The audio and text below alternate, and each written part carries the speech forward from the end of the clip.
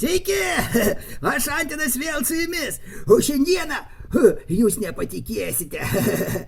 Aš išmokau eilėraštį ir ne bet kokį, o garsaus Lietuvos rašytojo Lino Bitvinsko eilėraštį, kurį jis parašė apie mane ir jis vadinasi Gyvenimiškas.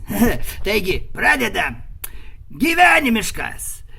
Vienam esi minutė, kažkam jau visa valanda, bet gal geriau nebūti ir bus rami galva. Nei laukti, nei padėti, nei suptis ant kėdės, nei juoktis, nei gedėti ir neskaudės širdies. Iki pasimatymo! Ačiū tau, Linai, už nuostabų eilėraštį!